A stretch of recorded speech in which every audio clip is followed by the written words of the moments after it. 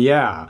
Hi everyone, Panthony Cake Tano here, the internet's busiest music nerd, and it's time for a review of this new Turnstile album, Never Enough. Never Enough is the fourth full-length commercial album from this Baltimore hardcore and punk band. It is also their first since the departure of founding member Brady Ebert, who left in 2022 after the release of their last album, Glow On, a record where the band really started to diverge from the meat and potatoes, metal, and punk roots that their previous albums stuck to, and instead started to put this really dreamy, serene spin on these genres of music that honestly was unlike anything else in the modern music landscape in the early 2020s. And it resonated with a lot of people, landing the band a couple of big Grammy nominations for tracks like Holiday and Blackout, and the record also debuted at number 30 on the Billboard 200. On top of all of that, Charlie XCX also shouted them out at Coachella for a Turnstile summer. So with this insanely positive reception behind this album, one that frankly a lot of rock bands would kill for, I guess what choice does Turnstile have but to double down on this direction and push it even further a bit, which is what they do on this album with a somewhat mixed bag of results, I'd say, as I do think there are quite a few very solid and punchy cuts on this LP where, once again, we're getting that same dream punk indie blend the band pulled off so well on Glow On, with lots of hype riffs, shouty refrains, strong drumming. There's the song Dull, I'm going dull, or Birds, finally I can see it, these birds not meant to fly alone, or Look Out For Me, now my heart is hanging by a thread. Another one of my favorite moments on the album, which is simultaneously attached to one of the most underwhelming moments on the record for me, as the track is almost 7 minutes in length, which is by far the longest on the album. The reason for that being the song slowly evolves into this kind of chill, dreamy,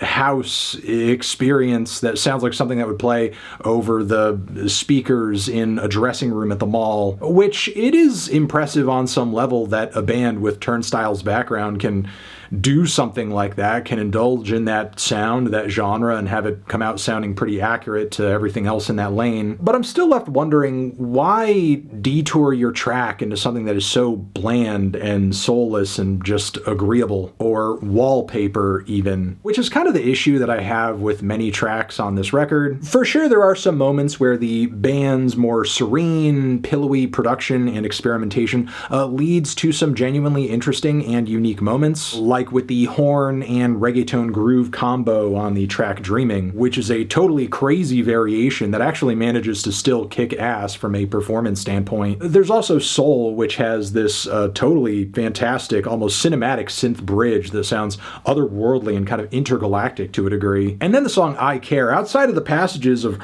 roaring guitar riffs around the hook, this song is just legitimately a new wave pop hit in the vein of artists like The Police or New Order or even Aha. And it actually comes together really well. If the band had another crossover hit with this track, I wouldn't be surprised because it's just legitimately a very good pop song. But then there were other cuts on the record that to my ears came across a little too toothless and maybe dragging things out to 45 minutes in length as far as the track list goes was maybe not the best move. The opening track, for example, with all of its very average 2000s alt radio rock riffs, it doesn't make for exactly the strongest, most thrilling start to the LP. The song Time Is Happening sounds like the most average and phoned-in Weezer song you could possibly imagine. And we also have the super ambient outro track Magic Man with more shouty vocals paired with these droning synthesizers that just kind of get old after a while. So while I did definitely enjoy this album